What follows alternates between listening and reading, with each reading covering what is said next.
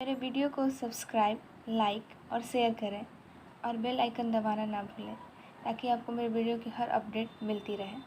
जैसा चेहरा तुहार मैया, चांद जैसा चेहरा तुहार मैया, तू त आवेलू शेरवा सवार मैया, तू त आवेलू रथवा सवार मैया। मैया के लीलाट पर बिंदिया शोभे, मैया के लीलाट पर बिंदिया शोभे, सिंदूरा पे गजबे बहार मैया, सिंदूरा पे गजबे बहार मैया, तू त आवेलू शेरवा सवार मैया, तू त आवेलू शेरवा सवार मैया। मैया के आँखों में सुरमा शोभे, मैया के आँखों में सुरमा शोभे, गजला पर गजबे बहार मैया, गजला पर गजबे बहार मैया, तू त आवेलू शेरवा सवार मैया, तू त आवेलू रथवा सवार मैया। चांद जैसा चेहरा तुहार मैया, चांद जैसा मुखड़ा तुहार मैया, तू त आवेलू रथवा सवार मैया।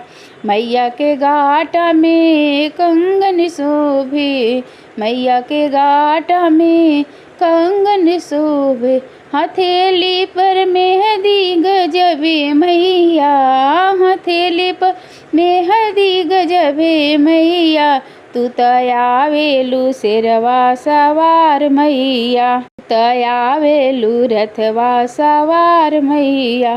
चांद जैसा चेहरा तुहार मैया, चांद जैसा मुखड़ा तुहार मैया, तू त आवेलू रथवा सवार मैया, तू त आवेलू रथवा सवार मैया। मैया के कमर में लहंगा शोभे, मैया के कमर में लहंगा शोभे, अरे चुनरी पर गजबे बहार मैया, चुंदरी पर गजबे बहार मैया, तू त आवेलू रथवा सवार मैया, तू त आवेलू रथवा सवार मैया।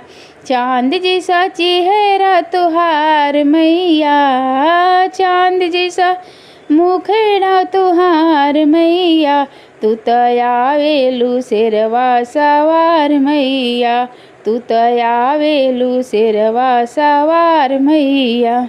मैया के पैरों में पायल शोभे, मैया के पैरों में पायल शोभे, बिछिया के गजबे बहार आइल बा, बिछिया पे गजबे बहार आइल बा। माई के